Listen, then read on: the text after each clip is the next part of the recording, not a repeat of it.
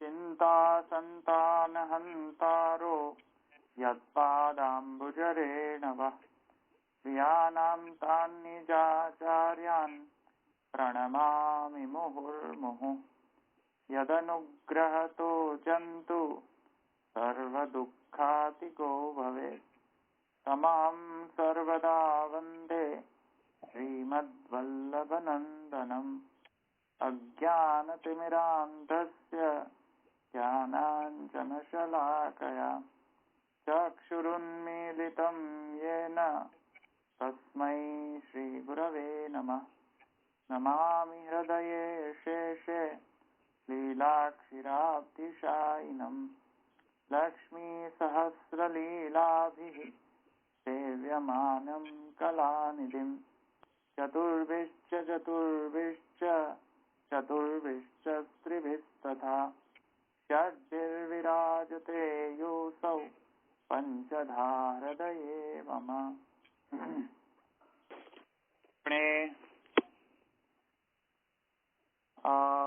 इक्षत्यधिकरण में आता है।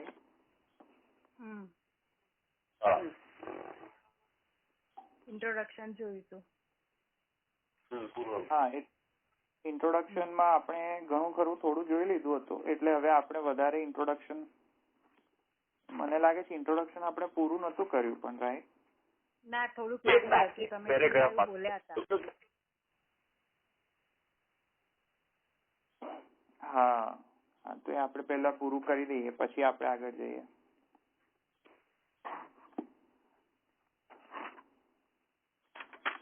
એટલે પેલી શ્રુતિ છે ને, યતો વાચો નિવર્તન્તે, એનું એ તમે કર્યું ને, પછી બ્રહ્મે ઈચ્છા કરી ત્યાં સુધી આવ્યા હતા.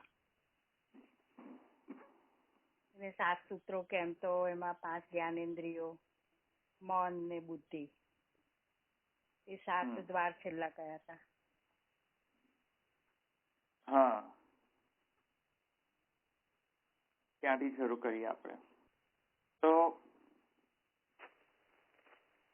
तत्र एवं संदेह ब्रह्मण स्वप्रकाशत्वेन सर्वप्रमाण अविषयत्वात् यतो वाचो निवर्तन्ते इति श्रुतेश्च विचार कर्तुं न शक्यते। स्वप्रकाश विरोधात् श्रुति विरोधाश्च आहोस्मिन् विरोध परिहारेण शक्यत इति किं तावत् प्राप्तम् न शक्यते इति कुतः? ज्ञापनार्थं प्रमाणानि तन्निष्कर्षादि मार्गतः सर्वथा अविषये अवाच्य अव्यवहारार्हे कुतः प्रमा? तो પૂર્વ પક્ષ એ થઈ શકે આપણે ક્ષત્રિકરણમાં કે આ પહેલાનો જે બધો બેઝિસ જે છે એ આપણો આપણે ધ્યાનમાં રાખીને હવે આગળ જઈએ, કારણ કે ગઈ વખતનું હવે અત્યારે વળી પાછો હું લેતો નથી. તો તત્ર એવં સંદેહ બ્રહ્મણઃ સ્વપ્રકાશત્વેન સર્વપ્રમાણ વિષયત્વાत् યતો વાચો નિવર્તન્તે ઇતિ શ્રુતેશ્ચ વિચાર કર્તુમ ન શક્યતે. આ મેં તમને સમજાવી દીધું હતું કે બ્રહ્મ જે છે તે સ્વપ્રકાશ છે અને સર્વ પ્રમાણથી અવિષય છે, અને જે વસ્તુ પ્રમાણનો વિષય ન બની શકતો હોય તો તેને જાણવું કેવી રીતે, અને જો તે પ્રમાણનો જ વિષય ન બની શકતો હોય ને તે જ્ઞાનનો જ વિષય ન બની શકતો હોય તો એનું જ્ઞાન કેવી રીતે પ્રાપ્ત થાય, અને જો એનું જ્ઞાન પ્રાપ્ત જ ન શક્ય જ ન હોય તો શા માટે આપણે બ્રહ્મની મીમાંસા કરવી જોઈએ? તો એ પૂર્વ પક્ષ હતો. એમાં બ્રહ્મના સ્વપ્રકાશત્વ અને બ્રહ્મના સર્વ પ્રમાણ અવિષયત્વ બે બાદ આવી રહ્યો છે પૂર્વ પક્ષમાં. કેમ કે બ્રહ્મ સ્વપ્રકાશ છે એટલે કે તમેવ ભાંતમ અનુભાતિ વિશ્વમ. તો બ્રહ્મના પ્રકાશને લીધે વિશ્વ પ્રકાશમાન છે, શ્રુતિ એમ કહે છે. અને બ્રહ્મને કોઈ પ્રકાશની આવશ્યકતા નથી, એ સ્વયં પ્રકાશિત છે, એ બીજાને પ્રકાશ કરે છે. બ્રહ્મને પ્રકાશ કરનાર કોઈ છે નહીં. તો સ્વયં બ્રહ્મને પ્રકાશ કરનાર જો કોઈ જ ન હોય, એ સ્વયં પ્રકાશવત હોય, તો પ્રકાશત્વ હોય તેનું, તેને બીજો કોઈ પ્રકાશ ન કરી શકતો હોય, તો પછી એનું જ્ઞાન પણ કેવી રીતે પ્રાપ્ત થઈ શકે? તો અને જો એનું જ્ઞાન પણ પ્રાપ્ત ન શક્ય હોય, તો પછી આ બધી મીમાંસા કરવાનો અર્થ શું? તો પછી આ સૂત્ર કરવાનો અને સૂત્રની વ્યાખ્યા કરવાનો અર્થ શું? એ અહીંયા પૂર્વ પક્ષમાં આવી રહ્યો છે. ધવલભાઈ, પ્રકાશનો મતલબ શું લેવાનો? હા, એટલે પ્રકાશનો મતલબ કે તે બધાને પ્રકાશ કરે છે, એને કોઈ પ્રકાશ નથી કરતો. એનો મતલબ કે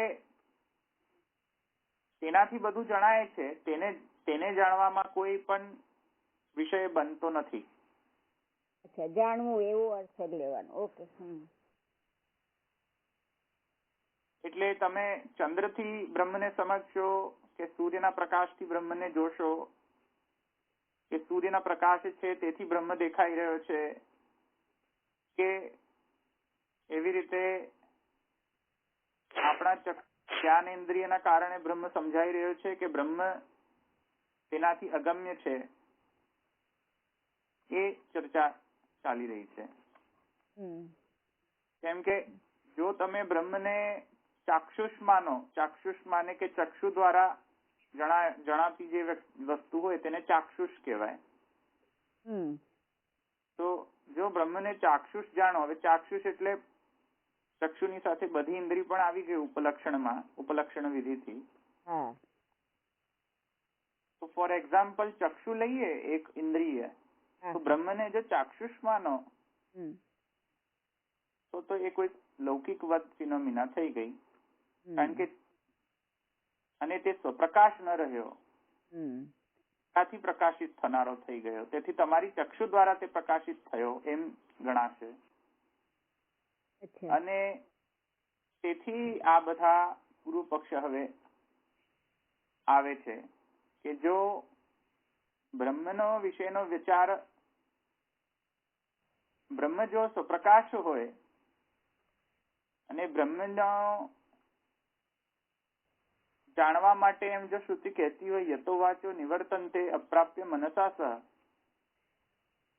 ત્યાંથી વાણી પાછી ફળે છે એને વર્ણન કરવામાં, એવો એ બ્રહ્મ છે. તો બ્રહ્મના સ્વપ્રકાશત્વ અને સર્વ પ્રમાણ અવિષયત્વના કારણે હવે પૂર્વ પક્ષ જાગૃત થાય છે કે જો આવું હોય તો પૂર્વ પક્ષ એવો થાય છે કે તો પછી જો પ્રમાણનો જ વિષય બ્રહ્મ બની ન શકતો હોય તો પછી વિચાર જ શા માટે કરવો જોઈએ? કારણ કે વિચાર કરવામાં કોઈક ને કોઈક પ્રમાણની આવશ્યકતા તો રહેશે જ. વિચાર કરવામાં કોઈક ને કોઈક પ્રત્યક્ષ પ્રમાણ જોઈશે, અનુમાન પ્રમાણ જોઈશે, કોઈક ને કોઈક પ્રમાણ તો જોઈશે. વિચાર કરશો તો બધા પ્રમાણો તો જરૂર પડશે ને. અને બ્રહ્મ તો સ્વપ્રકાશ છે અને સર્વ પ્રમાણ થી અગોચર છે, અવિષય છે. તો હવે તમે વિચાર કરશો કેવી રીતે? સમજમાં આવ્યું ને? એટલે સ્વપ્રકાશ આપણે જયારે કહીશું ત્યારે એને જણાવવું હોય તો એ જણાવી શકે એવો અર્થ પણ કરી શકાય કે નહીં? હા, કરી શકાય. કરી શકાય. ઓકે. એ બધાને જણાવે છે, એને તમે જાણી નથી શકતા. સમજાય. હા.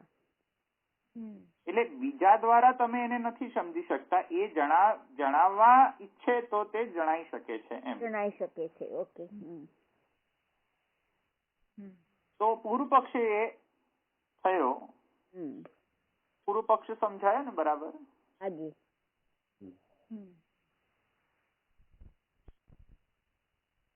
પૂર્વ પક્ષના ને વધારે સમજવા માટે વળી પાછા એ પૂર્વ પક્ષી વધારે એને એનામાં દલીલો આપે છે કે પ્રત્યક્ષ આદિ જે પ્રમાણ છે, જો મહાપ્રભુજી એમ કહે છે કે બ્રહ્મ જે છે એ પ્રત્યક્ષ પ્રમાણ કે અનુમાનથી બ્રહ્મને સમજવો ન જોઈએ. લૌકિક જે પ્રમાણ છે તેનાથી બ્રહ્મને સમજી નથી શકાતો. અને પૂર્વ પક્ષ કહે છે જો એમ હોય કે બ્રહ્મ આ બધા પ્રમાણોથી ગમ્ય ન હોય તો પછી તમે વિચાર પણ કરી નથી શકતા. કારણ કે કોઈક ને કોઈક વિચાર કરવામાં કોઈક ને કોઈક પ્રમાણ આવા પ્રત્યક્ષ આદિ પ્રમાણનો ઉપયોગ તો થશે જ. તો એ પૂર્વ પક્ષને વધારે દ્રઢ કરવા માટે પૂર્વ પક્ષી વધારે દલીલ આપે છે કે પ્રત્યક્ષ આદિ પ્રમાણ જે છે તે ચક્ષુ દ્વારા અજ્ઞાત જે વસ્તુ હોય તેનું જ્ઞાન કરાવે છે. તો જો તમે એમ કહો કે બ્રહ્મ પ્રત્યક્ષ આદિ પ્રમાણથી અગોચર છે તો પછી એની જ્ઞાન જ પોસિબલ નથી ને બ્રહ્મનો. જેમ ઘટનો પ્રમાણ, ઘટને સમજવું હોય, જ્ઞાન લેવું હોય તો ચક્ષુ, સ્પર્શ એ બધા ઇન્દ્રિયોનો યુઝ કરીને તમે એનું જ્ઞાન મેળવી શકો છો ઘટનો. તો બ્રહ્મ ઘટવટ નથી એમ તમે કહો છો કે બ્રહ્મ એ ઇઝીલી એવી રીતે નથી એનું જ્ઞાન થતું કે તમે એને અડકી જાઓ એટલે જ્ઞાન થઈ જાય, તમે એને જોઈ લો તો જ્ઞાન થઈ જાય. તમે બ્રહ્મનું પૂર્ણ જ્ઞાન એવી રીતે પ્રાપ્ત નથી કરી શકવાના. એમ જો તમે કહેતો તો પછી જ્ઞાન જ પ્રાપ્ત જ કેવી રીતે થાય? લોક અને પરલોક એટલે કે લોક અને વૈદિક વ્યવહાર, એ કોઈ પણ વ્યવહાર હોય, લૌકિક વ્યવહાર હોય કે વૈદિક વ્યવહાર હોય, એમાં પણ પુરુષની જે પ્રવૃત્તિ છે, કોઈ પણ જીવની જે પ્રવૃત્તિ થાય છે તે પ્રવૃત્તિમાં પ્રમાણ તો બધા આ જ યુઝ થવાના, પ્રત્યક્ષાદિ પ્રમાણ. હવે એ જ તમે ના પાડી દો કે પ્રત્યક્ષાદિ પ્રમાણથી બ્રહ્મ અગોચર છે, તો પછી તમે બ્રહ્મને સમજવો કેવી રીતે? અને જો તમે એમ કહેતા હો કે બ્રહ્મ જે છે એ સર્વ પ્રમાણ વિષય છે, એટલે આ બધી પૂર્વ પક્ષીની વાત છે, મહાપ્રભુજીની વાત નથી. તો તમે એમ કહેતા હોય કે બ્રહ્મ સર્વ પ્રમાણ અગોચર છે કે સર્વ પ્રમાણ વિષય છે, તો એક એપિસ્ટેમોલોજીકલ એક મોટો પ્રોબ્લેમ ઉત્પન્ન થાય છે કે જે શ્રુતિ કહી રહી છે કે એ યતો વાચો નિવર્તન્તે, એને કેવી રીતે કહ્યું કે યતો વાચો? એને કેવી રીતે ખબર પડી કે યતો વાચો નિવર્તન? એને ખબર પડી હશે ત્યારે એને કહ્યું હશે ને કે યતો વાચો નિવર્તન્તે. અને એને તો ખબર પડી ન શકે કારણ કે તમે એમ કહો છો કે પ્રમાણથી અગોચર છે, તો શ્રુતિને કેવી રીતે ખબર પડી? એવું કોને કીધું? પૂર્વ પક્ષે કહ્યું. એટલે જે શ્રુતિ એમ કહે છે કે યતો વાચો નિવર્તન્તે સ્વપ્રકાશ સર્વ પ્રમાણ વિષય, એમને કેવી રીતે ખબર પડી કે એ આવો છે? એને કઈક તો જ્ઞાન હશે ત્યારે કીધું ને. પણ જ્ઞાન મળ્યું કેવી રીતે? કારણ કે તમારા હિસાબથી એનું જ્ઞાન મળવું શક્ય નથી. ના, બરાબર. તો શ્રુતિને કેવી રીતે ખબર પડી? એટલે પછી એવું થયું ને કે હું વંધ્યા પુત્ર છું. તો વંધ્યા પુત્ર છું તો પછી તું પુત્ર કેવી રીતે થયો? પણ વંધ્યાને કોઈ થોડી પુત્ર થાય? એ એક્ઝામ્પલ થી સમજી શકીએ ને. તો કોઈક માણસ એમ કહે કે હું વંધ્યા પુત્ર છું, તો એ તો ઇલોજિકલ થઈ ગયું ને. વંધ્યાનો વળી પુત્ર કેવી રીતે હોય? અને જો તું પુત્ર છું તો એ વંધ્યાનો ન હોય, ને જો એ વંધ્યાનો હોય તો એ પુત્ર જ ન હોય. તો એવી રીતે તમે જો એમ કહો કે શ્રુતિઓએ આવું કહ્યું છે કે બ્રહ્મને જાણી નથી શકાતું, તો પછી શ્રુતિઓને કેવી રીતે ખબર પડી કે બ્રહ્મને નથી જાણી શકાતું? શ્રુતિ એમ કહે છે કે યતો વાચો નિવર્તન્તે. અરે પણ એ સ્ટેટમેન્ટ તમારા પર લાગુ થાય છે કે નહીં? યતો વાચો નિવર્તન્તે. હા, સમજમાં આવ્યું? શ્રુતિ એમ કહે છે કે બ્રહ્મને નથી જાણી શકાતું. અરે તો તમને કેવી રીતે ખબર પડી કે બ્રહ્મને નથી જાણી શકાતું? જયારે તમને જણાયા હશે ત્યારે તમે એવું જાણ્યું હશે ને કે બ્રહ્મ જાણી નથી શકાતો. તે જ તો. એક તો જાણ્યું હશે ત્યારે કહો ને તમે. બરાબર. તો એ તો પ્રોબ્લેમ છે. આવે ને સમજમાં? આ પૂર્વ પક્ષ થયો. બધાને ખ્યાલ આવ્યો?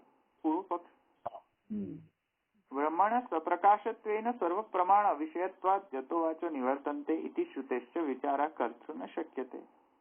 સ્વપ્રકાશ વિરોધાત શ્રુતિ વિરોધાશ્ચ વગેરે વગેરે વગેરે.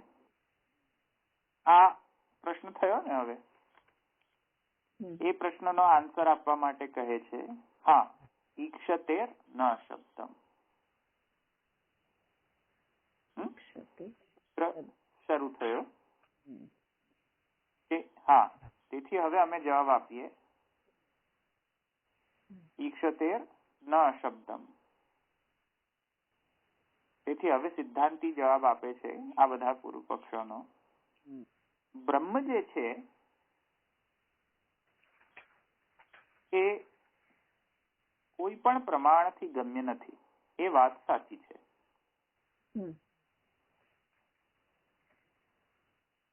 કોઈ પણ પ્રમાણ એટલે કે પ્રત્યક્ષ આદિ જે પણ લૌકિક પ્રમાણ છે તેનાથી એ જાણી નથી શકાતો. એ વાત 100% સાચી છે. તો પછી પ્રશ્ન થાય કે તો પછી એને કેવી રીતે સમજવું? તો ત્યાં મહાપ્રભુજી કહે છે કે હા એ અમે બતાવ્યું કે એને કેવી રીતે સમજવું. એને સમજવા માટે શબ્દ પ્રમાણ જોઈશે, વેદ પ્રમાણ જોઈશે. હવે વળી પાછો પ્રશ્ન થાય કે તમે એક વખત એમ કહો છો કે કોઈ પણ પ્રમાણથી નથી સમજાતો, હવે હમણાં એમ કહો છો કે શબ્દ પ્રમાણથી તે જાણી શકાય છે. એમ કેમ કહો છો?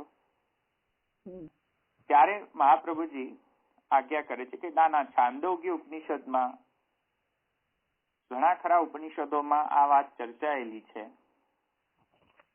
અને એ વાત એ છે કે સદૈવ સૌમ્ય ઇદમગ્ર આસીદ એકમેવા દ્વિતીયમ તદ ઈક્ષત બહુસ્યામ પ્રજાયેતિ તત તેજોસૃજતઃ ઇદમેક એવ અગ્ર આસીત નાન્યત કિંચત નિષત ઈક્ષત લોકાન્નુસૃજાયતિ સ ઇમાન લોકાન સૃજતેતિ સ ઈક્ષાન ચક્રે સ પ્રાણમ સૃજતે. આ વગેરે આ બધી જે શ્રુતિઓ કહેવામાં આવી છે એ આ વસ્તુનું જ સમર્થન કરી રહી છે કે એણે પોતાને જણાવવાની ઈચ્છા થઈ તેથી તે વ્યવહાર્ય બન્યો. વ્યવહાર્ય બન્યો એટલે કે વ્યવહારનો વિષય બન્યો.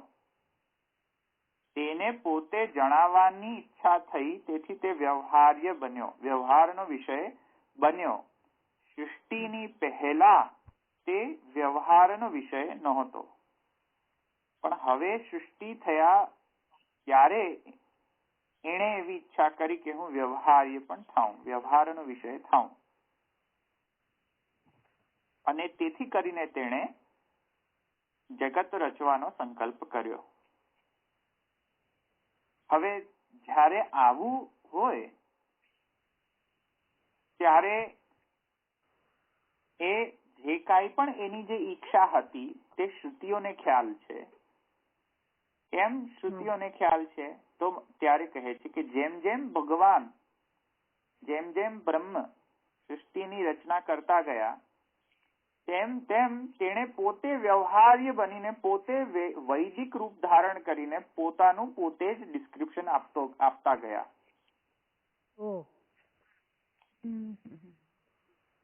જ્યારે એમણે પોતે જ વ્યવહાર્ય બનવાનું શરૂ કર્યું તેથી કરીને એમણે પોતે જ જેવું કરતા હતા તેવું જ તેમણે પોતે ડિસ્ક્રાઇબ કરવાનું શરૂ કર્યું.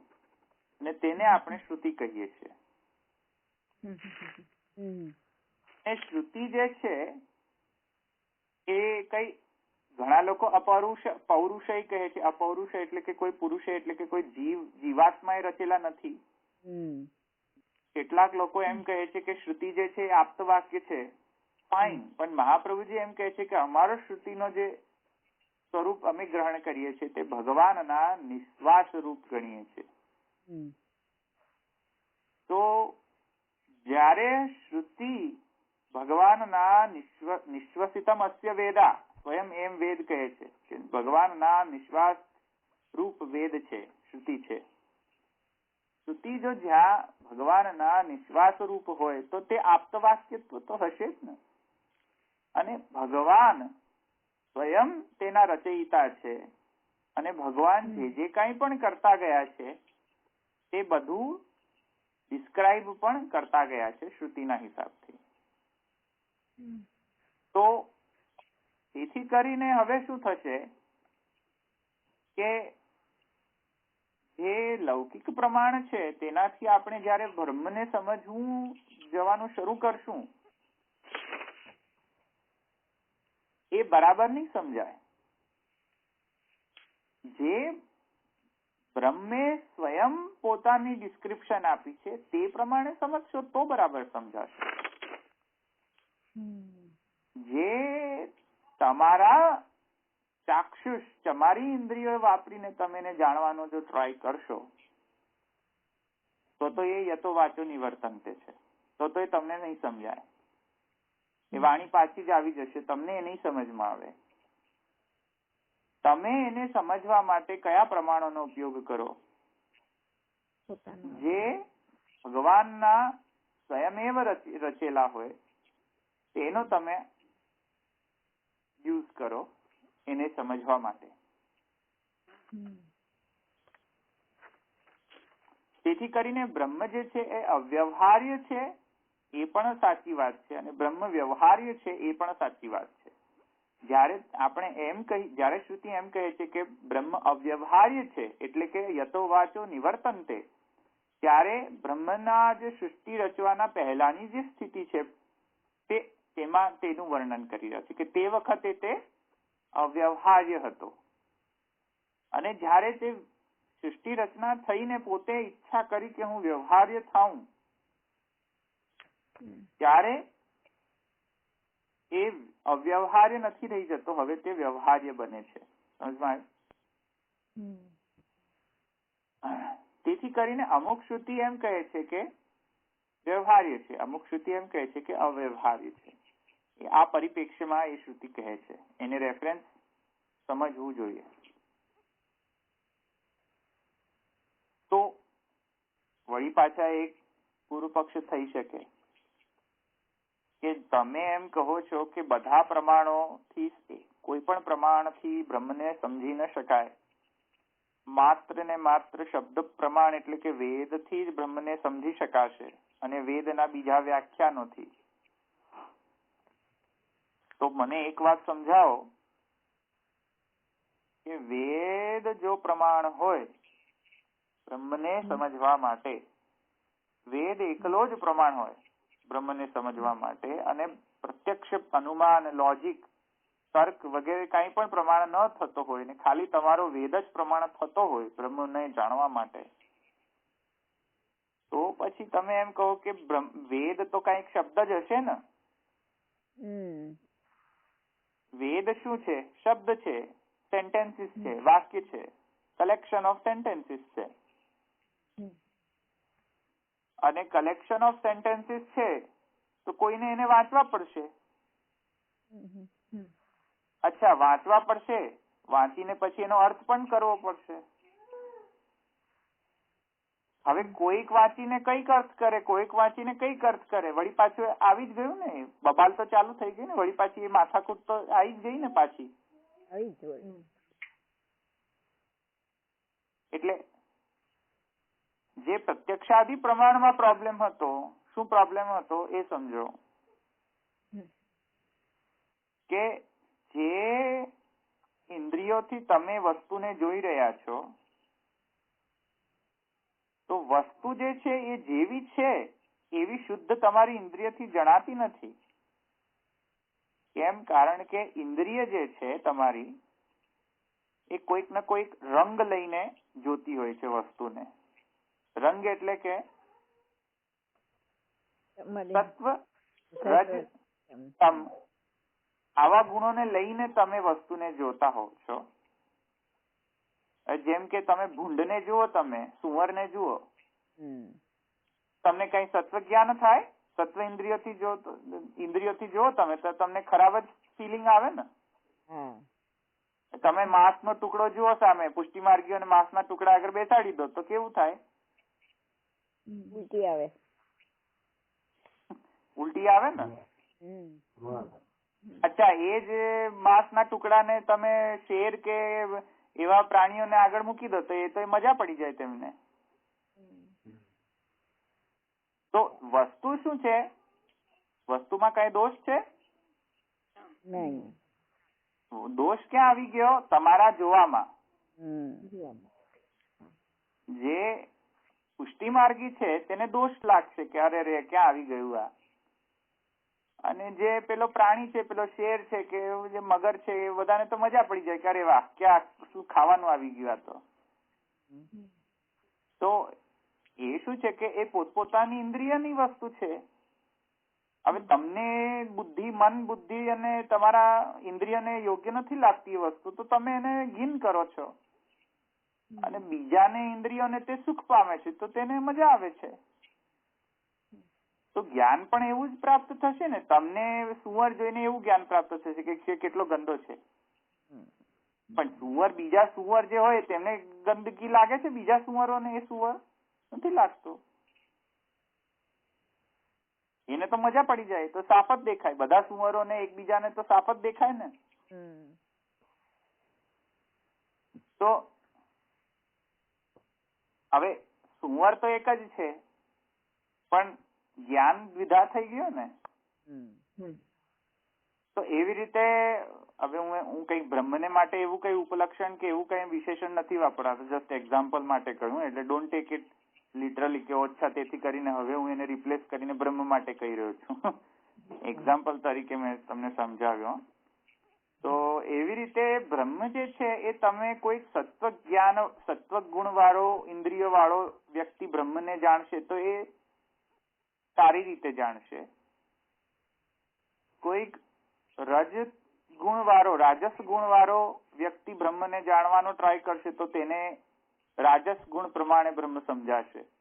એ બરાબર નહીં સમજાય. અને તામસ ગુણ વાળી ઇન્દ્રિયોથી એ બ્રહ્મને સમજશે તો તામસ બ્રહ્મ સમજાશે. સમજમાં? હવે કોનો જ્ઞાન સાચું? પુષ્ટિ માર્ગીયનો સાચો કે પેલા વાઘનો જ્ઞાન સાચું? કોનું જ્ઞાન સાચું?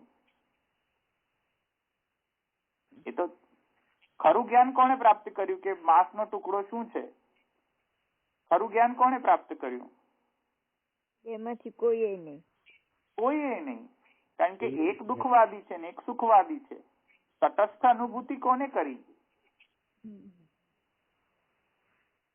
એવી રીતે મહાપ્રભુજી કહે છે કે જો તમે બ્રહ્મને પોતાના ચક્ષુ ઇન્દ્રિયો વગેરેથી જો તમે એને સમજવાનો ટ્રાય કરશો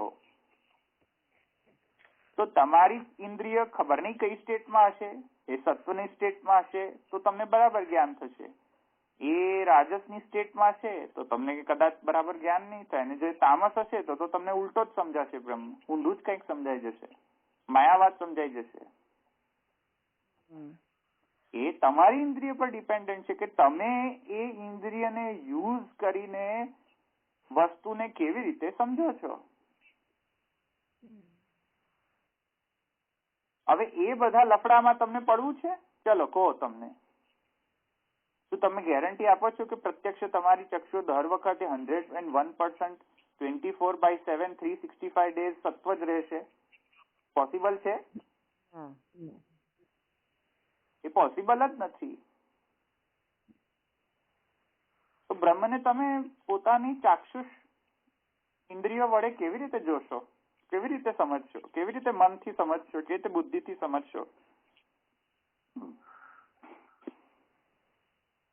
અચ્છા, હવે તો પછી એ બધા દોષ જે ઇન્દ્રિયમાં છે એ પ્રમાણનો વિષય માને પ્રત્યક્ષ પ્રમાણમાં આ પ્રોબ્લેમ છે, અનુમાનમાં તો પ્રોબ્લેમ છે જ, કારણ કે અનુમાન વળી પાછું પ્રત્યક્ષ પર ડિપેન્ડન્ટ રહે છે. હવે અનુમાન આવી ગયો એટલે બધા આવી ગયા, પાછળના બધા જ એના સેવકો આવી ગયા. ઉપમાન, ઐતિહ્ય ને ઉપમાન, પછી બીજું કઈ છે ને 4-5 પ્રમાણો છે, બધા આવી ગયા એના બાળકો, બધા અનુમાનના જ બાળકો છે બધા. તો એ બધાને તમે યુઝ નહીં કરી શકો બ્રહ્મને સમજવા માટે, કારણ કે બધામાં આ એક પ્રોબ્લેમ આવશે ને. આવ્યું સમજમાં? તેથી મહાપ્રભુજી એ એક્ઝામ્પલ આપે છે કે જો તમે પ્રત્યક્ષ પ્રમાણ આદિથી બ્રહ્મને વિષય બનાવો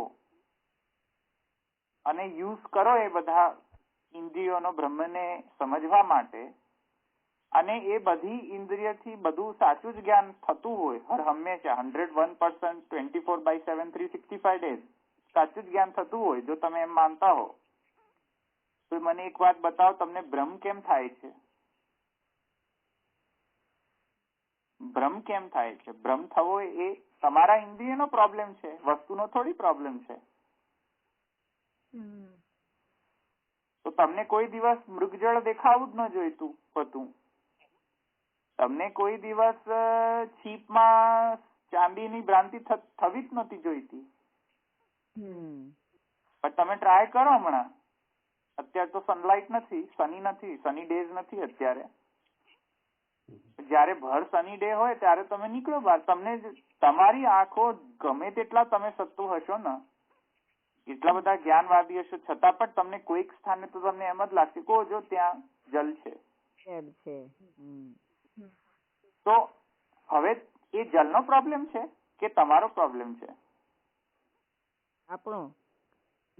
ત્યાં જલ તો છે જ નહીં. હવે એ તમારો પ્રોબ્લેમ છે કે એનો પ્રોબ્લેમ? એ આપણી ઇન્દ્રિયનો પ્રોબ્લેમ છે. તો એક મૃગજલ લેવી, મૃગજલ તમને નથી સમજમાં આવતી, તો બ્રહ્મને કેવી રીતે સમજી શકશો આવી ઇન્દ્રિયોથી? બરાબર.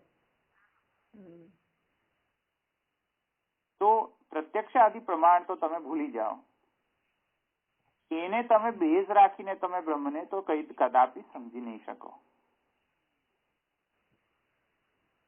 અચ્છા, તો હવે બીજો એમનો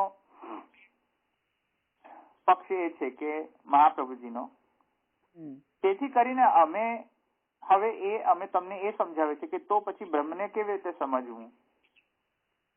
તો મહાપ્રભુજી કે છે હા, અમે બતાવીએ, એને સમજવા માટે શબ્દ પ્રમાણ જોઈશે, વેદ પ્રમાણ જોઈશે. હવે જયારે મહાપ્રભુજી એમ બોલ્યા કે શબ્દ પ્રમાણ વેદ પ્રમાણ જોઈશે, વળી પાછો એ તો પ્રોબ્લેમ તો વળી પાછો આવી જ ગયો ને. વેદ તો શબ્દ છે, સેન્ટેન્સીસ છે. અચ્છા, શબ્દ છે, સેન્ટેન્સીસ છે, તો શબ્દ રીતે તો ખબર જ નહીં પડે ને કઈ પણ. તમે વાંચી જાઓ તો તમને ખબર તો પડવી જોઈએ ને કઈ. આર્થિક જ્ઞાન પણ હોવું જોઈએ, અર્થ જ્ઞાન પણ હોવું જોઈએ. હવે શબ્દના અર્થનું જ્ઞાન તો સંકેત દ્વારા મળી શકે. એમ કેવી રીતે ખબર પડી શકે કે આ શબ્દનો અર્થ આ જ થાય? એ તો કોઈ સંકેત આપો તો ખબર પડે. આવે ને સમજમાં? શબ્દનો જ્ઞાન અર્થમાં કન્વર્ટ કરવું હોય તો તે તો બહુ માથાકૂટ વાળી પ્રોસેસ છે. આવ્યું ને સમજમાં? જેમ કે ઘણી રીતે થાય છે. હવે ઘટ શબ્દ લખો તમે, હવે એ કોઈક ઘટ શબ્દ લખ્યો હોય, એ શબ્દનો અર્થ ઘટ એટલે શું, અર્થ શું કરવું, એને મારે કોઈકને સમજાવવું હોય તો કેટલી માથાકૂટ. શું કરવું, કોને ઘટ કેવું, શબ્દનો અર્થ કરવો કેવી રીતે? એટલે કોમ્પ્લેક્સિટી એટલી બધી છે કે શબ્દનો અર્થ કરવો કેવી રીતે, કોમ્પ્લેક્સિટી હજુ તમને નહીં ખ્યાલ આવે, હું તમને સમજાવું કેટલી કોમ્પ્લેક્સ છે વસ્તુ. આ તમે કોઈ એવા વિચારતા હશે કે આમાં તે શી મોટી, કારણ કે ખબર છે અમને એટલે. ખબર છે એટલે. હા, પણ એક વાત સમજો કે એને ટેકનિકલી ડિફાઇન કરવી હોય ને એટલે શું, તો રિયલ માથાકૂટ છે. એને ડેફિનેશન આપીને એ તો રિયલ પ્રોબ્લેમ છે. કેમ પ્રોબ્લેમ છે તે એક વાત સમજો. ઘટ એટલે શું કે કોઈ પર્ટિક્યુલર આકૃતિ, શેપ વાળી વસ્તુ. ગોળ છે એટલે ઘટ, માટી છે એટલે ઘટ. ઘટ એટલે શું, કોઈ જાતિ વિશેષ. અચ્છા, ઘટ એટલે શું કે જેમાં આવા કલર, આવો શેપ, આવું રંગ રૂપ હોય એ. અચ્છા, ઘટ એટલે શું, ઘટ એટલે કે કોઈ સંજ્ઞા. સંજ્ઞા એટલે શું કે જસ્ટ વિધાઉટ એની નો રીઝન, જસ્ટ આપણે કોઈક વસ્તુને કશુંક બોલાવતા ચાલુ કરી દે, પપ્પુ, લલ્લુ, એવી રીતે ચાલુ કરી દે ને બોલાવાનું, કોઈ પણ વિધાઉટ રીઝન. કે ચાલો આજે મને મન થયું કે તમને આજે પપ્પુ કહી દઉં કે લલ્લુ કહી દઉં. લલ્લુભાઈ, મરઘાભાઈ એવા બધા નામ નથી પાડતા કે એમાં કઈ રીઝન હોય. હાથીભાઈ, મરઘાભાઈ, અરે એમાં ક્યાં રીઝન હોય, તો પાડી દે નામ. તો ઘટ એટલે શું સંજ્ઞા? ઘટ એટલે છે શું, વોટ ઇઝ ઘટ? તો પદશાસ્ત્રી ઘણા હિસ્ટોરિકલી એ બધો ઘણો ચર્ચા આમાં આવી કે શબ્દનો વિચાર એટલે શબ્દનો અર્થ કરવો કઈ રીતે. જાતિ, આકૃતિ, વ્યક્તિ કે સંજ્ઞા, કઈ વસ્તુને લેવી. ચારે ચાર વસ્તુને એક સાથે લઈને પછી ડિફાઇન કરવો કે ઘટ એટલે શું. એટલે જાતિ નક્કી કરો કે આવી જાતિ હોય, પ્લસ આવી આકૃતિ હોય, પ્લસ આવી વ્યક્તિ હોય ને પ્લસ આવી સંજ્ઞા હોય તો એને ઘટને આપણે ઘટ કહીએ. તો આ બધી ચાર કન્ડિશન જોઈએ અર્થ કરવા માટે કે નહીં? તો અમુક જે સ્કોલર્સ છે કે છે કે નહીં, એને વ્યક્તિ ન કહી શકાય, એને જાતિ ન કહી શકાય, સોરી એને આકૃતિ ન કહી શકાય, એને સંજ્ઞા ન કહી શકાય, એને ખાલી માત્ર જાતિ રૂપે લેવું જોઈએ. અમુક લોકો એમ કે છે કે આને ચારેયને કન્સિડર કરવા જોઈએ. ભાઈ ચારેયને કેમ કન્સિડર કરવા જોઈએ? આકૃતિ તો ઘણી બધી હોય, તો ઘણી બધી આકૃતિને તમે જુદા જુદા નામ આપશો. ઘડો કઈ ઓવલ શેપ નો ના હોય, ઘડો કઈ સર્કલ છે, માને ઓવલ પણ હોઈ શકે, એ સર્ક્યુલર પણ હોઈ શકે, એટલે સ્ફિયર પણ હોઈ શકે, એ ઓવલ સ્ટ્રક્ચર નો હોઈ શકે. ઘણો ઘણા જાતનો હોય, ઘણો ઘણા શેપ નો હોય, ન હોઈ શકે. તો એને આકૃતિને કેમ કન્સિડર કરવું? તો અમુક સ્કોલર્સ એવું કહ્યું કે હટાવો આકૃતિને, આકૃતિની કોઈ જરૂર નથી. વ્યક્તિને શું જરૂર છે? વ્યક્તિ વિશેષની જરૂર છે. વ્યક્તિ વિશેષ એટલે કે ઘડો નંબર 1, ઘડો નંબર 2 કરાય, એવી રીતે ન કરાય. ચાલો સંજ્ઞા, તો સંજ્ઞા થોડી કઈ, સંજ્ઞાથી થોડી આપણે કામ ચાલે કે કોઈ પણ વસ્તુને કોઈ પણ લલ્લુભાઈ, મરઘાભાઈ, હાથીભાઈ કહી દઈએ, એમ કેમ ચાલે? એવી રીતે ના કન્સિડર કરાય. એટલે એ લોકો કહ્યું કે આને પણ હટાવો. તો પછી સ્કોલર્સ એવું કહે છે કે એને ખાલી આપણે જાતિ વિશેષ રાખો. આવ્યું ને સમજમાં? હવે જાતિમાં રાખો, કન્ફાઇન્ડ રાખો જાતિની વિશેષ. એટલે ગાય, ગાયની જે જાતિ છે, તો ગાયની જાતિવાળી જે પણ વસ્તુ એને આપણે ગાય જ કહીશું. પછી એને આપણે એમ નહીં વિચાર કે આ કયા રંગની છે, કયો શેપ છે, કઈ સંજ્ઞા છે, એ બધાનો વિચાર આપણે નથી કરતા. એની જાતિ ખબર પડી જાય તો એને આપણે ગાય કહી શકીએ છીએ. સમજમાં આવ્યું ને? એટલે ગાયનો અર્થ ગાય જ કરવો, એટલે કેવી રીતે અર્થ કરવો એનો સમજમાં આવ્યો? હવે તો મહાપ્રભુજી, એટલે આ બધા બીજા સ્કોલર્સના વ્યૂ પોઈન્ટ ઓફ વ્યૂ હતા. બટ મહાપ્રભુજી છે કે શબ્દનો અર્થ જે છે, એટલે આ કેસમાં, આ જે અલૌકિકના કેસમાં, એટલે વેદના કેસમાં, લોકના કેસમાં તો આપણે પછી વિચાર કરશું. લોકનો કેસ એટલે શું છે? એક વાત સમજો, મારે તમને પહેલા આ સમજાવવું જોઈતું હતું, નહીં તો તમને પાછું બમ્પર જ જશે કે આ બધી વળી પાછી ચર્ચા કેમ કરવા બેસી ગયો. લોક વ્યવહાર વર્સિસ વૈદિક વ્યવહાર, એને તમે સમજો પહેલા, પછી મને લાગે પછી તમને ખ્યાલ આવશે. એટલે લૌકિક વ્યવહાર અને વૈદિક વ્યવહાર બે વ્યવહાર હોય છે પ્રચલિત. સમજો કે એ પત્રાવલંબનમાં મહાપ્રભુજી ફર્સ્ટ લાઈનમાં જે આન્સર કરે છે, મહાપ્રભુજી ફર્સ્ટ લાઈનમાં પત્રાવલંબન, એને તમે સમજો તો તમને આ ઈક્ષત્યધિકરણનો જીસ્ટ સમજમાં આવી જશે. એટલે એ મહાપ્રભુજી પત્રાવલંબનમાં એ સેમ કહે છે, અને અહીંયા પણ એ કહે છે, મહાપ્રભુજી આપશી અહીંયા પણ કહે છે સેમ, કે બે પ્રકારના વ્યવહાર હોય છે. વ્યવહાર લૌકિક વ્યવહાર અને વૈદિક વ્યવહાર. એનો મતલબ શું કે કોઈક વસ્તુ જે આપણે કરીએ છીએ એ કરવાનો જે હેતુ, કરવાની જે પ્રક્રિયા, કરવાના જે ટર્મ્સ એટલે એના કન્ડિશન્સ, કરવાનો જે અધિકારી અને કરવા માટે જે આવતી ડિસ્ક્રિપ્શન કરવામાં આવતી જે યુઝ થયેલા વર્ડ, શબ્દો, એ બધાનું જે એક માળખું છે, સિસ્ટમ છે, એ લોક માટે જુદું છે અને વેદ માટે જુદું છે. Are you getting my point? Again, જેમ કે કોઈ પણ વસ્તુ આપણે કરવી હોય તો, જેમ કે હું તમને એક્ઝામ્પલ પછી સમજાવું, કે ટિપિકલ એક્ઝામ્પલ અમારા પટેલોમાં, હવે ખબર નહીં વાણિયાઓમાં શું હોય છે મને ખબર નથી, પણ પટેલમાં એક જાતની પેલી લગન આવે ને ત્યારે પેલો ચાલ્લો કરવાનું કે કઈક એવું કઈક હોય છે વ્યવહાર. તો હવે અમુક એવા વ્યવહાર હોય છે,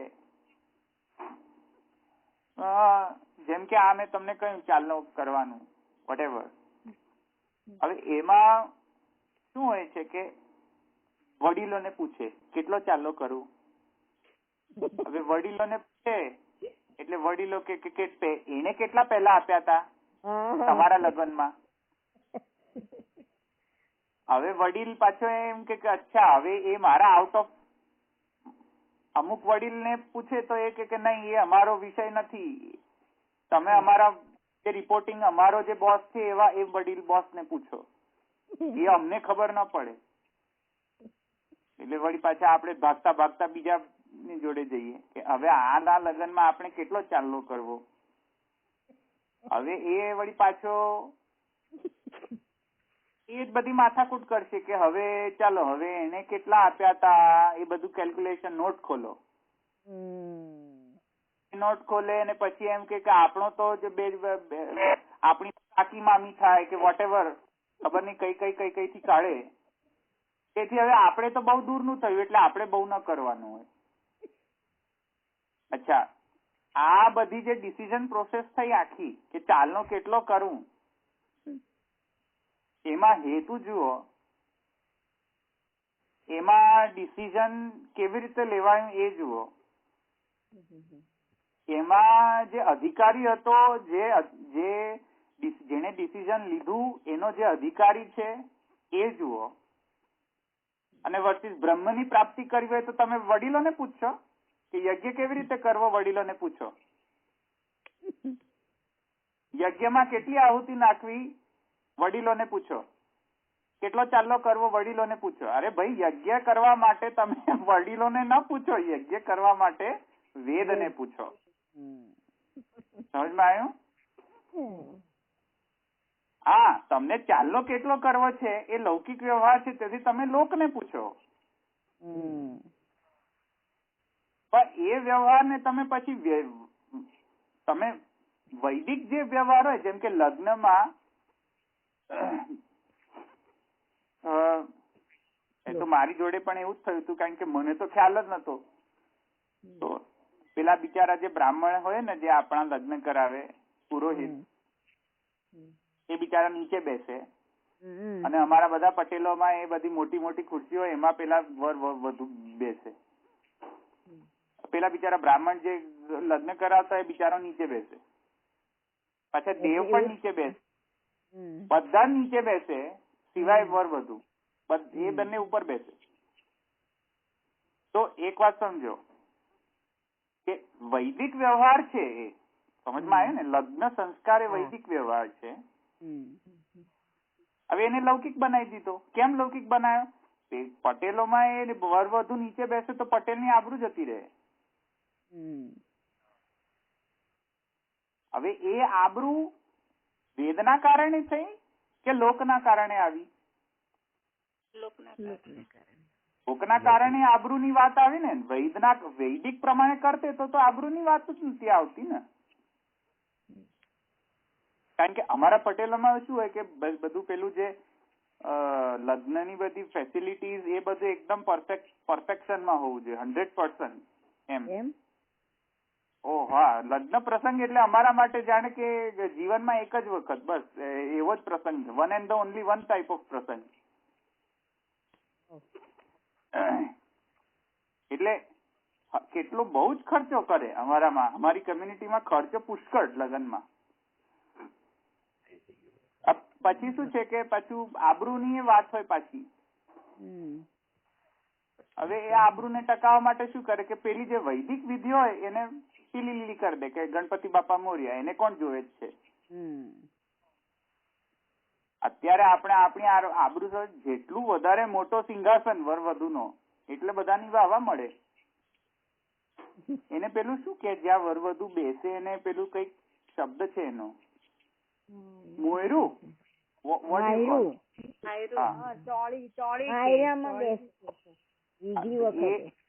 લાખો રૂપિયા ખર્ચ કરે એ મોયરા પાછળ તો. ઓ યસ, ક્રેઝી. હા, એકદમ.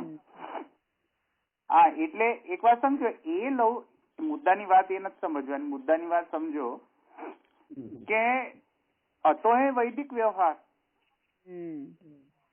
કે બધાને બેસાડીને નીચે બેસવું જોઈએ, કારણ કે દેવ બ્રાહ્મણ બધા નીચે બેસે છે. આ પેલા ગણપતિજીનો દેવનો આહવાન કરે, આપણે ઉપર બેસે, ગણપતિજી બિચારાને નીચે પેલા પાનમાં પેલા. હવે પછી બધા દેવોને આહવાન કરે કે આવો આવો આવો, બિરાજો બિરાજો બિરાજો. બિરાજવાનું સ્થાન નીચે હોય, વર વધુ ઉપર બેઠા હોય.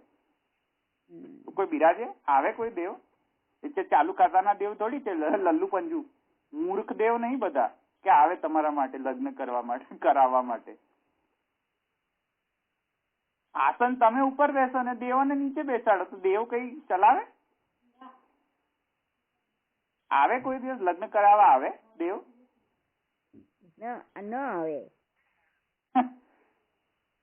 એ તો રિસ્પેક્ટ જ ન હોય દેવનો તો આવે કોઈ દેવ? મૂર્ખ ને મૂર્ખ થોડી છે બધા દેવો, એકદમ ઇન્ટેલિજન્ટ છે દેવો. તો વૈદિક વ્યવહાર હતો લગ્નનો, એને કેવી રીતે કરી દીધો આપણે? લૌકિક વ્યવહાર કરી દીધો. આવે ને સમજ? આ વસ્તુ તમને લોકથી નથી ડિસાઈડ કરવાની, આ વસ્તુ તમને વેદથી ડિસાઈડ કરવાની છે. હા, ચાલનો કેટલો કરવો એ તમને જેટલું તમે લોકમાં જેટલી ફોઈને કે બાને કે મામીને કે જેને પૂછવું હોય ને તેને પૂછીને કરો. તમે નોટમાં જોઈને કરવું તો નોટમાં જોઈને કરો, એ તમારો વેદ હશે કે ભાઈ પેલીએ કેટલા પૈસા આપ્યા હતા જયારે અમારા તરફથી લગ્ન હતું ત્યારે. અહીં એ બધું ચાલે, કેલ્ક્યુલેશન ચાલે. કે ચાલો નોટ ઓપન કરો કે અમારા છોકરાના લગ્નમાં એને કેટલા આપ્યા હતા એટલા આપણે ડબલ કરીને આપણે આપશું, કારણ કે મોંઘવારી વધી ગઈ છે. એ બધું પાછું કેલ્ક્યુલેશન ચાલે. પછી એ ડિસાઈડ કરવામાં પછી વડીલોની પાછી ઇનપુટ્સ લે કે આ કેટલો નજીકનો છે રિશ્તો. હા, એ પાછું જોવાનું હોય કેટલી પેઢી થઈ ગઈ. હા, એટલે બહુ ખર્ચો, બહુ ઇન્વેસ્ટમેન્ટ દૂરના રિશ્તામાં ન કરવાનો, એવું બધું હોય પાછું. એટલે એ વ્યવહાર લૌકિક છે. એને તમે વેદથી નહીં ગવર્ન કરી શકો. સમજમાં આવ્યું? હવે તમે પછી એમ કહો કે ચલો વેદમાં જુઓ કેટલો વ્યવહાર ચાલો માટલી કરવા. અરે ભાઈ, વેદમાં એવી બધી કઈ વ્યવહારની તમે એને શોધવા જાઓ તો કશો ફરક નહીં પડે, તમને મળે જ નહીં તે વ્યવહારની ચર્ચા. બરાબર. તો વ્યવહાર હવે સમજ્યા ને તમે? લોક વ્યવહાર અને વૈદિક વ્યવહાર. તમારા ધર્માર્થ કામ મોક્ષ પુરુષાર્થને સિદ્ધ કરવા માટે લોકનો આશ્રય નહીં લો. સ્વામીને નહીં પૂછો કે મારો ધર્મ શું, એ વેદને પૂછો ભાઈ કે તમારો ધર્મ શું. સમજમાં આવ્યું? કેટલા ચાલનો કરવો અને કેટલો નહીં ઠીક છે એ તમે પૂછો, પણ મોક્ષ પુરુષાર્થ શું છે મારો એ કઈ તમારા કાકા મામી ડિસાઈડ કરશે કે મોક્ષ પુરુષાર્થ શું છે? એ વેદ ડિસાઈડ કરશે. સમજમાં આવ્યું? અચ્છા, હવે તમે લોકના શબ્દથી કોઈક વસ્તુને ડિસ્ક્રાઇબ કરો કે જારી. સપોઝ કે શબ્દ છે જારી. હવે લોકના દ્રષ્ટિથી જારીનો મતલબ છે ને 4-5 વસ્તુ થાય. અમારામાં તો ઝારો કહે ને, ઝારો. ગુજરાતીમાં તો ઝારો કહે ને, પેલો તરવાનો. હવે બ્રજમાં એને જારી કે. આપણે પેલા મહારાજો, જેમ કે મહારાજ શબ્દ ગુજરાતમાં મહારાજ તમે કહો તો પેલા ગાંઠિયા બધા બનાવવા વાળા પેલા મહારાજોને બોલાવી લાવે. અને આપણા ગોસ્વાઈ બાળકો જે મહારાજ છે, બિચારો કોઈ માણસ ને ખબર નહીં કે મહારાજ એટલે આ પણ કેવાય, તો બિચારો બીજા મહારાજ ને બોલાવી લાવે.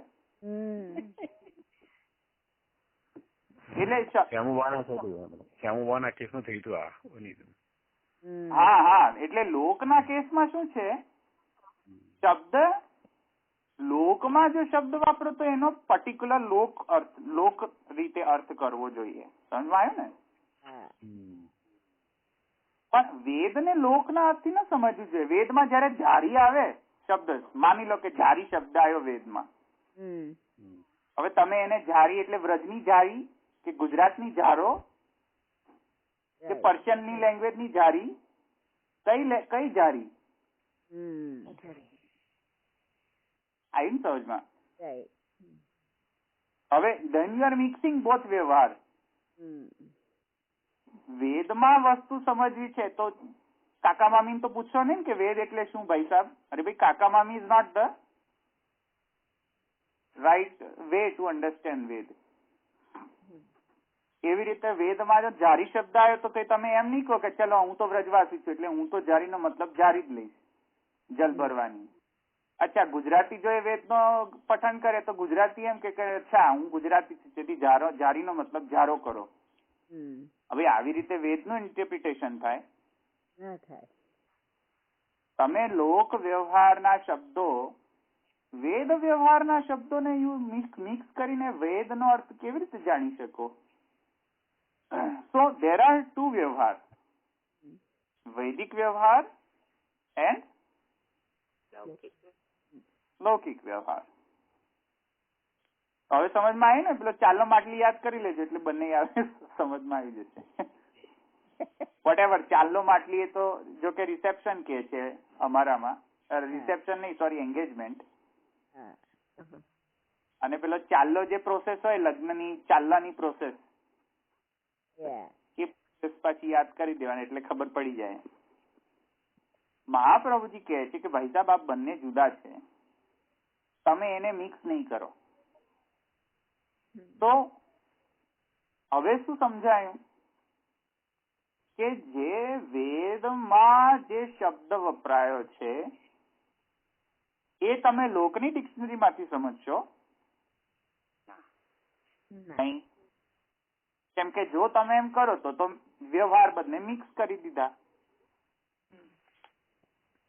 એટલે મહાપ્રભુજી કહે છે કે જો વેદને સમજવું હોય, વેદના શબ્દોના અર્થોને સમજવું હોય તો તમે તમારી પોતાની જાતે ક્રિએટ કરેલી પેલી હિન્દી ડિક્શનરી કે ઇંગ્લિશ ડિક્શનરી કે સંસ્કૃત ડિક્શનરી એવી બધી ચાલુ ખાતાની ડિક્શનરીનો યુઝ નહીં કરો ભાઈ સાહેબ, મૂકો એને. વેદને સમજવું હોય તો તમે લોક વ્યવહારના શબ્દોને યુઝ નહીં કરો. વેદને સમજવું હોય તો વેદને સમજાવનાર જે ડિક્શનરી છે, કઈ? નિઘંટુ અને નિરુક્ત.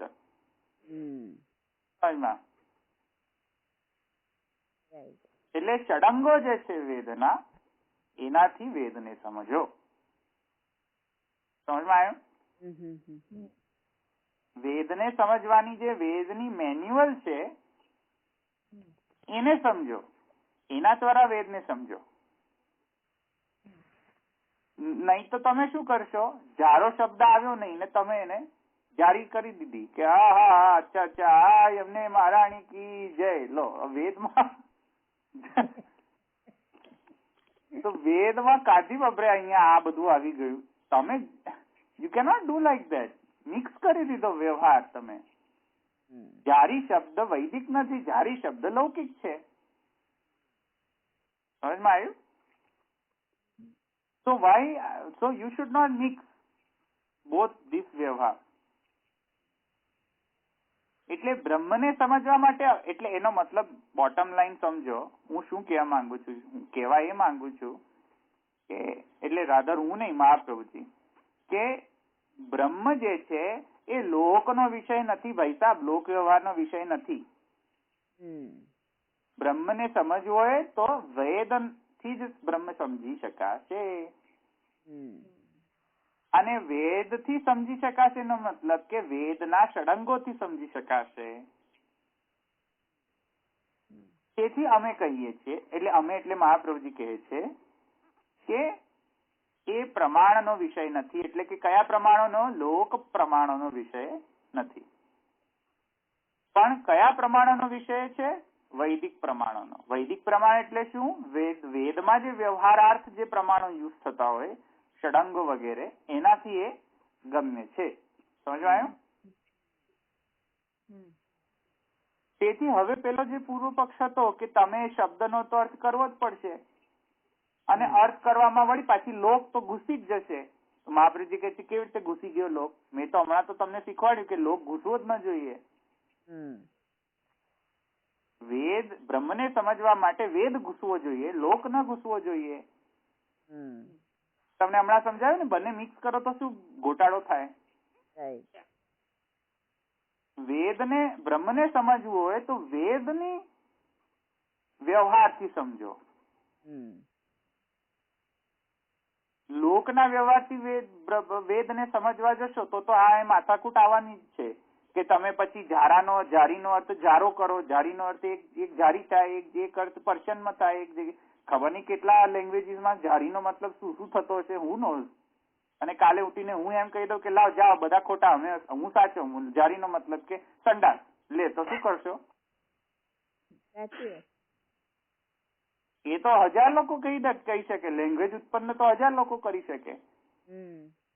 કાલે તમે ઉઠીને એમ કહો કે બ્રહ્મ એટલે કે સુપ્રીમ નહીં, બ્રહ્મ એટલે કે પેલા ભાઈનું નામ. કાલે ઉઠીને તો બધા પછી કેવો જ ફેલે. 1000 વ્યક્તિઓ એમ જુદું જુદું કહેવા માંડે કે વેદમાં જારીનો મતલબ આ, પેલો કે ના આ નહીં આ, પેલો કે નહીં આ નહીં, ત્રીજો અર્થ. તો શબ્દનો અર્થ કરવો કેવી રીતે? બ્રહ્મને સમજવા માટે શબ્દનો અર્થ વેદથી લેવો જોઈએ. વેદથી મતલબ કે વેદના ષડંગથી શબ્દનો અર્થ લેવો જોઈએ. ધવલભાઈ, ગૌણી લક્ષણ અને અભિધાને એ શબ્દ સમજાવવા માટે કે છે, એ શું કે છે બાબા? એ પછી લઈશું. હમણાં વિષય નથી, એ પછી નકામું એને વધારે થઈ જશે વિષય. પણ એ જયારે આવશે એ વિષય આવશે ને એનાથી શું કહ્યું? શબ્દનો અર્થમાં જ એ આવે ને, એમ મારું કહેવાનું ખાલી. એટલે શબ્દનો અર્થ કરવો હોય ને તો હવે અલંકાર શાસ્ત્રનો ઉપયોગ થાય, અભિધાવૃત્તિથી થાય, લક્ષણાવૃત્તિથી થાય, ઘણી બધી વૃત્તિથી શબ્દનો અર્થ થાય. તો એ સેપરેટ વિષય છે. અહીંયા એ લાગુ નથી થતો. તમે એને લક્ષણા તરીકે ન લઈ શકો. એમ કહી દો કે વેદમાં અહીંયા લક્ષણા છે ને અહીંયા એ વિધા છે, અહીંયા આને આ રીતે વૃત્તિથી લો ને અહીંયા આ વૃત્તિથી લો. એવું થોડી કરાય. તમને જે વેદ કહે છે એ તમે ષડંગોથી ડિસાઈડ કરો. અહીંયા એ ના ચાલે. પછી તો હું તમને એમ કહી દઉં કે અહીંયા લક્ષણા છે ને અહીંયા અભિધા છે, તો લક્ષણા અભિધા, પેલો કે નહીં અહીંયા લક્ષણા, અહીંયા અભિધા, અહીંયા લક્ષણા, અહીંયા અભિધા, તો પછી વળી પાછી એની જ માથાકૂટ થઈ ને. એવો પ્રોબ્લેમ જે પેલા ઇન્દ્રિયોમાં હતો. કયો પ્રોબ્લેમ? સત્વ રજ તમ ગુણોને કારણે. હા, ગુણોને કારણે વસ્તુ જુદી જુદી વસ્તુનું જ્ઞાન જુદું જુદું થાય છે. એવો દોષ આ શ્રુતિમાં નથી. એ તો સમજમાં આવ્યો ને હવે કેમ? Why? Because now you cannot interpret Brahma with your eyes or ears or man, buddhi, chit. You cannot interpret based on this. You have to interpret Brahma based on what Shruti is saying. શબ્દ પ્રમાણ. અચ્છા, હવે આનો મતલબ ઘણા લોકો એમ કહે છે કે ઓહો અચ્છા, એટલે બુદ્ધિને સાઈડમાં મૂકીને સમજો. હવે બુદ્ધિને સાઈડમાં સમજીને સમજે જ કેવી રીતે કોઈ? સમજાય? બુદ્ધિને સાઈડમાં મૂકીને નથી સમજવાનું એવું નથી કહેતા મહાપ્રભુજી કે બુદ્ધિને સાઈડમાં મૂકો, આંખોને સાઈડમાં મૂકો, ઇયર્સને સાઈડમાં મૂકો અને પછી બ્રહ્મને સમજો. તો પછી બ્રહ્મ સમજાય રહ્યો? સમજાય જ નહીં. કેવી રીતે સમજાય? જો આંખોને સાઈડમાં મૂકો તો વંચાય? વંચાય જ નહીં. લે તો વેદ જ વંચાય નહીં. પહેલો તો મારા આંખોનો યુઝ ના કરો તો પછી વેદ જ ના વાંચવો જોઈએ. હવે ભાષ્ય ન વાંચવું, પછી વાંચવું જ ન જોઈએ. આંધળા થઈ જાઓ. અક્ષર વતામ ફલમ વિદમ ન પરમ વિદામ. આંધળા થઈ જાઓ. એવું તો નથી કહેતા ને મહાપ્રભુજી. એટલે એ સમજો, that is not what Mahaprabhuji mean. મહાપ્રભુજીનો મતલબ જયારે એમ કહે છે કે ચક્ષુષ નથી, એટલે કે મનથી નથી જણાતો, બુદ્ધિથી નથી જણાતો, એ બધાથી અગમ્ય છે, એનો મતલબ છે કે એને યુઝ નહીં કરો એવું નથી કહેતા. પણ જે બ્રહ્મને સમજવામાં જે સિદ્ધાંતને સમજવું હોય તો તમે એનો યુઝ કરો. આ બધા એનો મન, બુદ્ધિ, ચિત્ત, અહંકાર, જ્ઞાનેન્દ્રિય, કર્મેન્દ્રિય બધાનો યુઝ કરો. પણ યુઝ કરો એમાં કંટ્રોલર કોણ હોવો જોઈએ? કંટ્રોલર હોવો જોઈએ શબ્દ પ્રમાણ, વેદ. સમજમાં આવ્યું? એટલે ધારો કે એક શ્રુતિ એમ કહેતી હોય કે ઓહો તો ઈક્ષામ ચક્રે, એક શ્રુતિ કહે કે એને ઈચ્છા જ ન કરી, એક શ્રુતિ એમ કહે છે કે એને ઈચ્છા કરી, બીજી શ્રુતિ એમ કહે છે એને ઈચ્છા જ ન કરી. ચલો એવા એ જવા દો. એક શ્રુતિ એમ કહે છે કે એ અદ્રશ્ય છે, એક શ્રુતિ એમ કહે છે કે દૃશ્યમાન છે.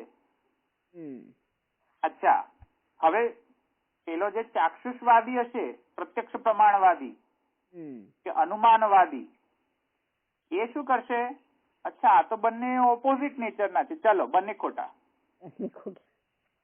યા તો શું કરશે? ઓહો અચ્છા સમજ્યા, બ્રહ્મ જે છે એટલે બ્રહ્મ જે છે એ અદ્રશ્ય છે, એ બહુ બરાબર છે, પણ જે દ્રશ્યમાન છે એ ભ્રાંતિ છે. એટલે અનુમાન યુઝ કર્યો એને અને પછી સિદ્ધાંતની સ્થાપના કરી. સમજમાં આવ્યું? મહાપ્રભુ કહે છે કે આવી રીતે ઇન્ટરપ્રિટેશન ન કરો ભાઈ. તમે વાંચો, ચક્ષુનો યુઝ કરો અને તમે વાંચો કે બ્રહ્મ અદૃશ્ય છે, એ પણ વાંચો કે બ્રહ્મ અદૃશ્ય નથી, દૃશ્યમાન છે. વાંચો, એને યુઝ કરો આઈઝનો. અચ્છા, એને બુદ્ધિમાં પણ લો. અચ્છા, બુદ્ધિમાં એ તમને ન સમજાય કે આ બંને કેવી રીતે સમજવું, એવું જો પ્રશ્ન થાય તો તમે તમારી અનુમાન કે તમારા ઉપમાન વગેરેનો ઉપયોગ ન કરો. Keep it aside and refer to Ved. Ved શું કહે છે એ ઉપરથી તમે એનું ડિસિઝન લો. જો વેદ એમ કહેતું હોય કે દૃશ્યમાન છે અને દૃશ્યમાન નથી, તો યસ, ઇટ ઇઝ દૃશ્યમાન એન્ડ ઇટ ઇઝ નોટ દૃશ્યમાન. You have two accept it.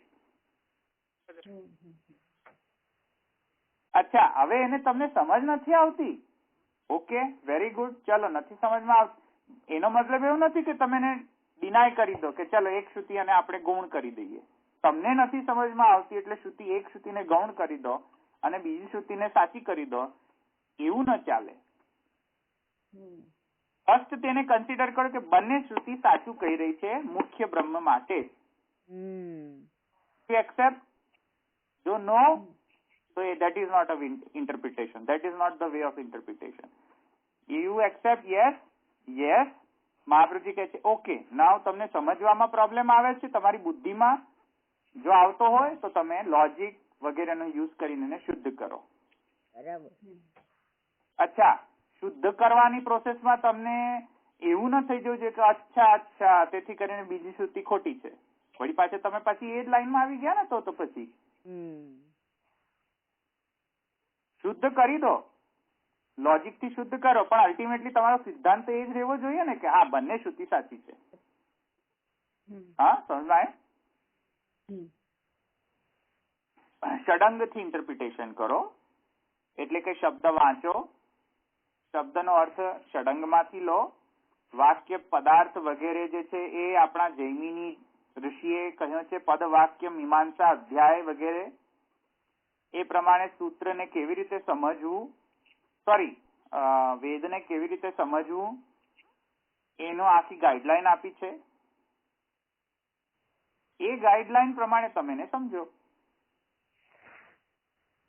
આખી મેન્યુઅલ આપી છે કે ગાઈડલાઈન સમજવાની મેન્યુઅલ છે પાછી કે આને કેવી રીતે રીડ કરવી છે. જેમ કોઈ બુક હોય એને સમજવા માટે પાછી પ્રીફેસ લખે કે ભાઈ આ બુકમાં આવું છે, આવી રીતે એને સમજવું આવે છે ને, પહેલા પાના પર જ આવે પ્રીફેસ આવે છે,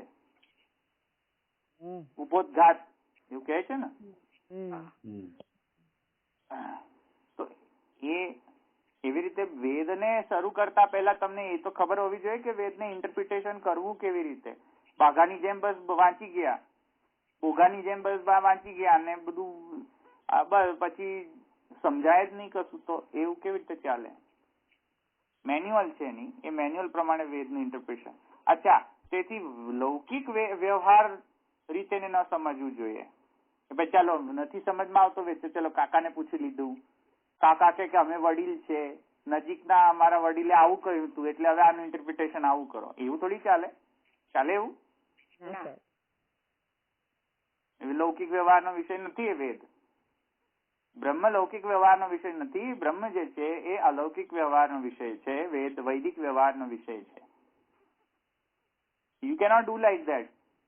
તમે કાકીને જઈને કહો મને બ્રહ્મ સમજવો છે, કાકી તમને સંતોષી માતા પેલી માતા પેલા દેવ એ બધા કહી દે, એનાથી બ્રહ્મ સમજાય?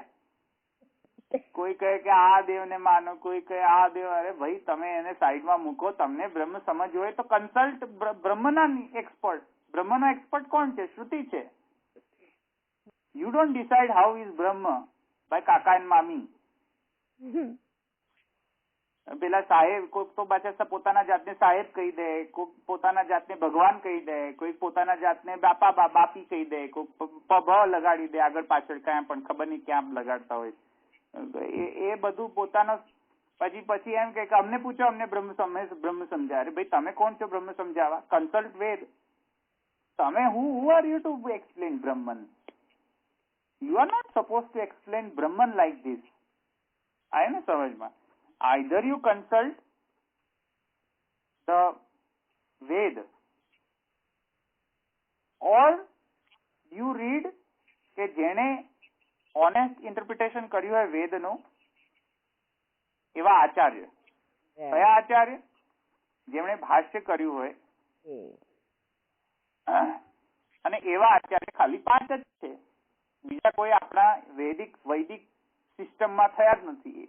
એટલે 5 છે એટલે કે મુખ્ય, બાકી તો ઘણા બધા આચાર્ય છે, ઘણા બધા સિસ્ટમ વાળા છે. વૈદિક સિસ્ટમમાં એટલી બધી ફિલોસોફીઝ ઇમર્જ થઈ છે, about 100 to maybe 150 philosophies, different philosophies of only Vedic philosophies.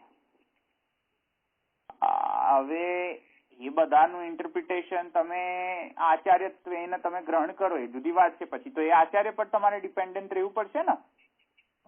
હવે આપણે બ્રહ્મને સમજવું હોય તો અત્યારે આપણે શું કરીએ, હું પાછું વંધ્યાપુત્રની એક્ઝામ્પલ જેવું જ કરું પાછું, કે બ્રહ્મ તમને ના સમજાય તો ધવલભાઈથી થોડી સમજાવાય, ન સમજાવાય. બ્રહ્મ સમજાવવા માટે યા તો you have to go to Ved and ષડંગ on by all by yourself, or જે સંપ્રદાયના આચાર્ય છે એ સંપ્રદાયના આચાર્યને તમે કન્સિડર કરી લો. આય ને સમજમાં? અને સંપ્રદાયના આચાર્ય જે કહેતા હોય ભાષ્યમાં વેદનું ઇન્ટરપ્રિટેશન જે કરતા હોય તે તમે એક્સેપ્ટ કરો. તમારામાં એટલી હિંમત છે ને કે તમે આખા વેદનો સાર કાઢીને તમે લખી શકો. હવે તમારામાં એ હિંમત નથી તો તમે જે હિંમતવાન છે તેનો આશ્રય લો. તેથી આપણે આચાર્યના વાણીનું અવગાહન કરીએ છીએ. આય ને સમજમાં? પણ પછી કાકા ને મામી ને એ બધાને પૂછીને તમે ડિસાઈડ કરો એ ન ચાલે. લોક વ્યવહાર નથી આ ચાલતો, આ વૈદિક વ્યવહાર છે. આય સમજમાં? આચાર્યની વાણીને અવગાહન કરીએ તો તે વૈદિક વ્યવહાર છે. આય ને સમજમાં?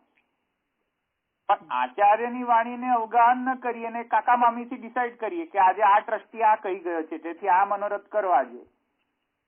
આજે ખેલના દિવસોમાં ખેલ નહીં થાય, આજે 56 ભોગ થશે. કોણે કહ્યું તમને? ટ્રસ્ટીએ કહ્યું, મનોરથથી આવીને પૈસા આપી ગયો. તો એ વૈદિક વ્યવહાર થયો કે લોક વ્યવહાર થયો? લોક વ્યવહાર થયો ને. તો એ તો પછી લોક વ્યવહારથી ચાલુ થઈ જાય સેવા. પછી સેવા એ લોક વ્યવહારથી જનિત સેવા થઈ ગઈ કહેવાય. સમજમાં આવ્યું? એમ સમજમાં? તો એ પ્રોબ્લેમ છે. એને બે સેપરેટ રાખવું જોઈએ. મને લાગે વાર્તા સાહિત્યમાં ઘણા બધા પ્રસંગો ભર્યા પડ્યા છે આ લોક વ્યવહાર અને વૈદિક વ્યવહારને જુદું કરવાનું. વાર્તા પ્રસંગમાં એક સિમ્પલેસ્ટ વાર્તા પ્રસંગ હું ભૂલી ગયો. કોની વાર્તા હતી એ? કયા વૈષ્ણવની વાર્તા હતી એ? મહાપ્રભુજીના સેવકની જ વાર્તા હતી. ને મહાપ્રભુજીને ઘણું માઠું લાગ્યું જયારે એ સેવક એમ કહ્યું એ ઠાકોરજીના સેવા માટે બજારમાં કામ કરવા ગયા છે. આઈ થિંક એવું જ કઈક વાર્તામાં આવે છે. દીકરાએ કીધું એવું કમાવા ગયા છે પછી, હે ને? એવું છે ને નૈનાબેન? હા, દીકરાએ એવું કહ્યું ને પછી એવું કહ્યું જયારે શું થયું, શું કરું કે પેટ છે એટલે ગયો એટલે મારે. હા, એ પછી પાછા આવ્યા ત્યારે એને મહાપ્રભુજી એટલી વાર રોકાયા. હા, કે વૈષ્ણવ નો શું ભાવ છે હું જોઈને જઉં. કે દીકરાએ તો કીધું જોઈને જવું કે વૈષ્ણવ પોતાનો શું ભાવ છે જોઈને જવું. હા, એક્ઝેક્ટલી રાઈટ. અને દીકરાનો એ ભાવ હતો કે સેવા માટે કમાવા ગયા છે. એને એવું કહ્યું કે મારા પેટ માટે હું ગયો છું. સમજમાં આવે ને? તો મહાપ્રભુજીને મારા પેટ માટે ગયો છું એ પ્રસન્નતા થઈ તેમને કે હા ચાલો, એમને મિક્સ તો ન કર્યો વ્યવહાર. અને પેલા છોકરાએ જયારે એમ કહ્યું કે સેવા માટે કમાવા ગયા છે, મહાપ્રભુજીને માથું લાગી ગયું કે વાય ઇઝ મિક્સિંગ બોથ વ્યવહાર. વ્યવહાર મિક્સ કેમ કર્યો? આવે ને સમજમાં?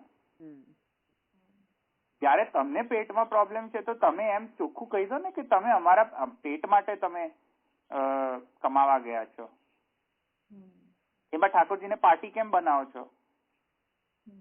સમજમાં આવ્યું ને? તો જુદું રાખવું જોઈએ.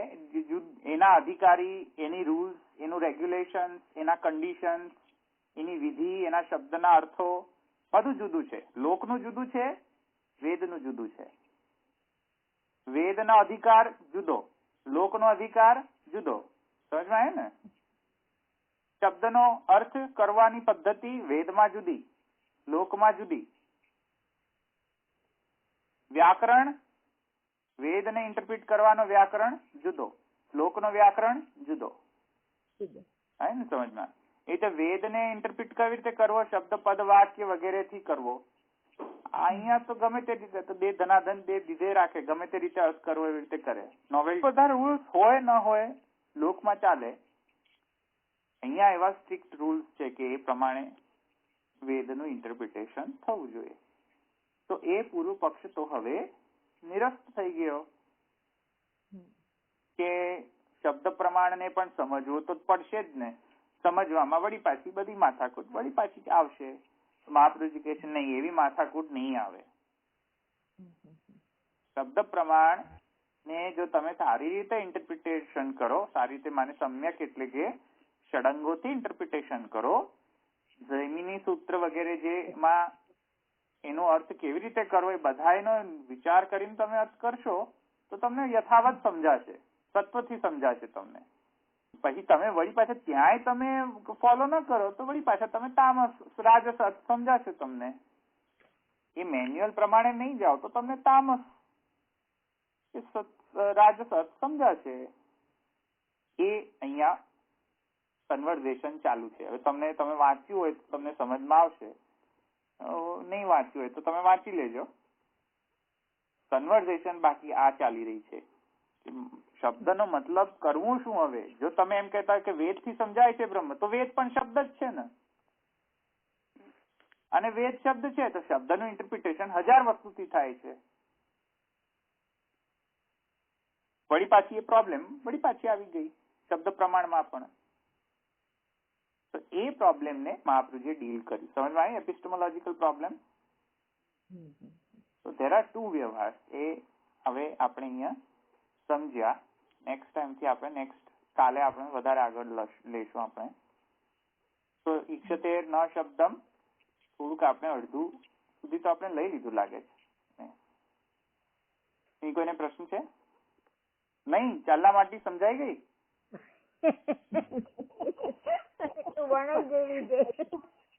હજુ તો કાલે એક બે વાર સાંભળવું પડશે, પછી થશે. કાલે વાંચવું પડશે, બધું થશે, પછી થશે. વ્યવહાર તો બધો બહુ સમજાઈ ગયેલો છે. મજા આવે એવા વ્યવહાર છે. પણ આ સૂત્રને તમે કેવી રીતે સંધિ છૂટી પાડી? ઈક્ષતેર ન કર્યું અશબ્દમ. હા, ઈક્ષતેર ન અશબ્દમ. ક્ષ છે કે સ છે? મારે પેલા જેવો ગોટાળો થશે. શબ્દ છે એમાં ક્ષત્રિયનો સમજો, ઈચ્છાના કારણે એ હવે અશબ્દ નથી રહ્યો. ના, ઈક્ષતે છે કે ઈક્ષતે છે? ઈક્ષણ એટલે કે ઈચ્છા. એની ઈચ્છાના કારણે તે જે અશબ્દ હતો એ હવે ન રહ્યો. ઓકે. ન અશબ્દમ. ન અશબ્દમ એટલે હવે શબ્દાયમાન થયો. ન ને અ નીકળી જશે. નેગેટ. બરાબર. વ્યવહાર્ય થયો. ઈચ્છાના કારણે વ્યવહાર્ય થયો.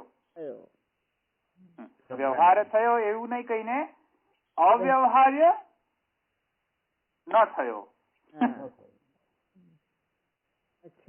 એવું કહ્યું છે. ઈક્ષતે ન અશબ્દમ. કેમ કે પેલી અશબ્દની પૂર્વ પક્ષ હતી ને કે પ્રમાણ અગોચર છે, અશબ્દ છે. યતો વાચો નિવર્તન્તે અપ્રાપ્ય મનસા. So to negate this, ત્યારે ન અશબ્દમ એમ કહ્યું. એટલે હવે તે અશબ્દ નથી રહી ગયો, એ શબ્દથી હવે વ્યવહાર્ય થયો. ઈચ્છાના કારણે. ઈક્ષણના કારણે, ઈચ્છાના કારણે. અહીંયા રાખીએ આપણે. રડાઈ ન ચરણ ન કેરો ભરોસો, રડાઈ ન ચરણ ન કેરો, શ્રી વલ્લભ નખ ચંદ્ર છટા વિન, સબ જગમાં જય અંધેરો ભરોસો, રડાઈ ન ચરણ ન કેરો, साधन और नहीं या कली में जासु होय निवेश, सुर कहा કહે દિલ આંધરો, बिना मोल को चेरो भरोસો, પ્રણયન ચરણ કે. વલ્લભાધીશ કી જય. શ્રી સાંઈ કે પરમ